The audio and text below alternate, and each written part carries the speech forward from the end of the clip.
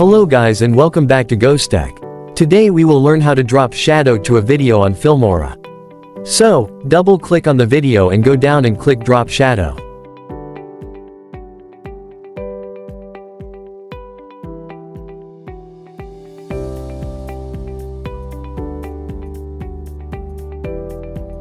Here you have types of shadows and down here you have configuration of the shadow. Also you can change color of the shadow as you want.